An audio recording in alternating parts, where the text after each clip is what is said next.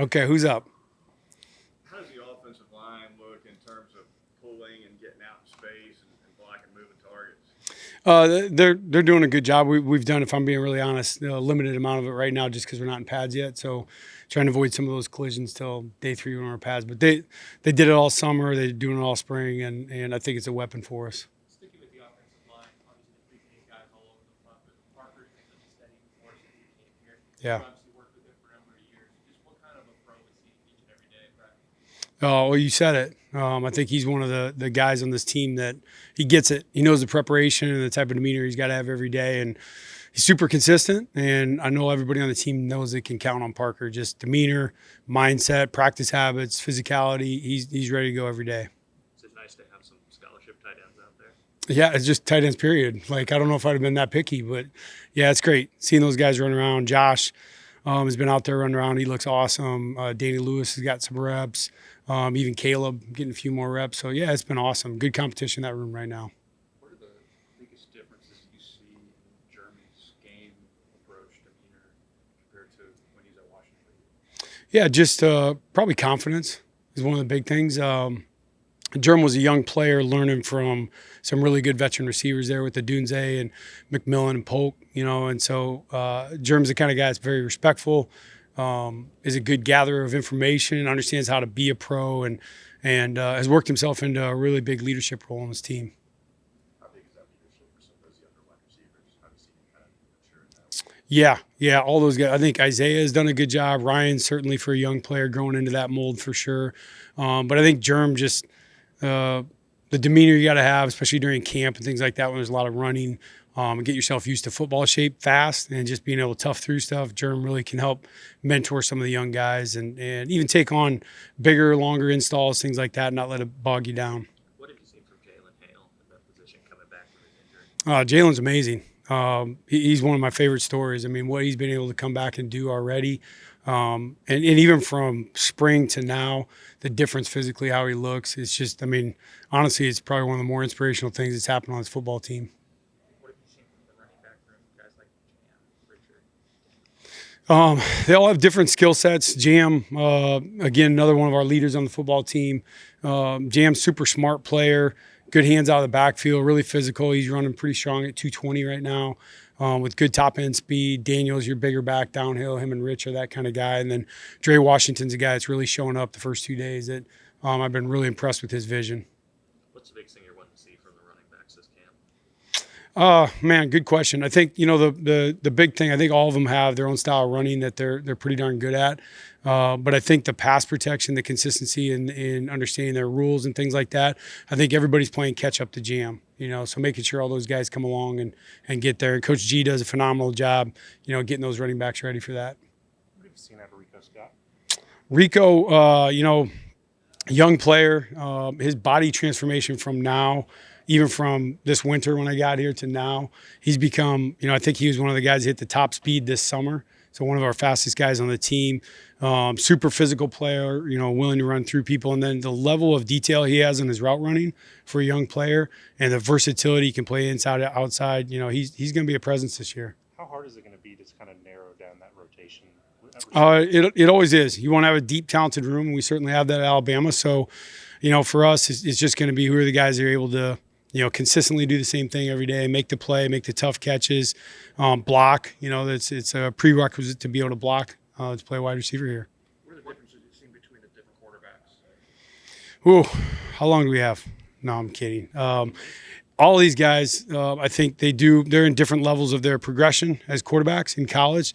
And I think that all of them, just like any position, have a lot of different strengths. I think that right now Ty is continuing to show a ton of command. I thought he did a better job today than the other two guys with that. So he continues to progress as a leader, and Keelan's ability to see the field and just his vision, his innate ability to make a play, even potentially when there's not one there, is a really, really high level. And then Austin just has elite arm talent, a big guy that's strong and can power through things. What's your biggest message to that room? Quarterback room, consistency, take care of the ball. You got to be a guy that can move us forward. I think, one of the biggest things that we're stressing right now is minimizing negative yardage plays. Starts with us, making sure we got the right mic points on protection or run scheme. So make sure the ball is moving forward and the O-line's on the same page, and then, making great decisions with the football. How does Ty Simpson go from the guy who, if he had to start a game tomorrow, would be the guy to being the guy who's just period the starting quarterback? He's got to do it every day between now and Florida State. When we start that preparation, and just whoever that person is has got to come out and be able to show that it's clearly him. And that's what this football team needs. And all three of those guys know that. And so I think being able to show up and do that every day and not waver in and out of the type of player he is, the type of decision maker he is, the inconsistencies that a young quarterback would show, or a quarterback that's not ready to start. So as long as Ty can do that, or one of the other guys, that's going to be the player that's going to start a quarterback.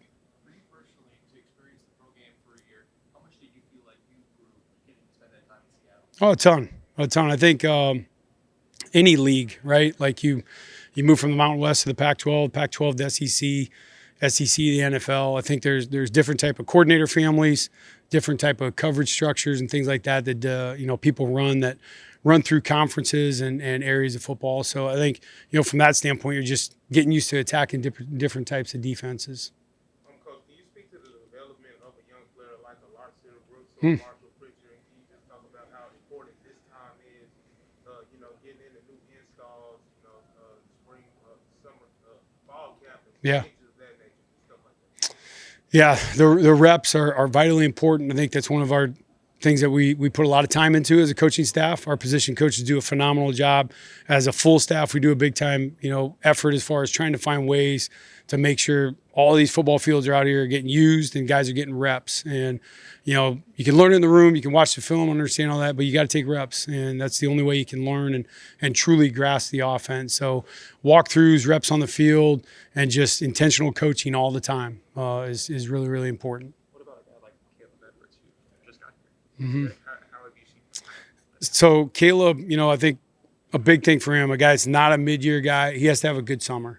And he certainly did. And so I think that's one of the benefits that we have, is that the amount of interaction that we're able to have with our guys in June, and just understanding that amount of time is limited but valuable. And then throughout the summer, just staying in the playbook and understanding and studying and being ready, because basically you just got to be able to speak the language when he gets here, in fall camp. And if he can speak the language, he's got a chance to be able to execute. And Caleb's a bright kid that's been able to pick it up really fast. He's adapted well.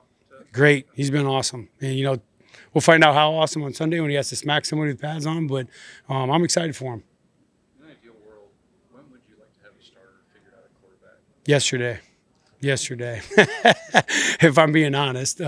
But you got to let it run its course. It's not there yet. And we've been through this before more than once, and you just got to let it run its course. We got a pretty detailed plan on how we'll figure those things out, and the information that we share with the guys every day. And when it's the right time, we'll be ready to pull the trigger.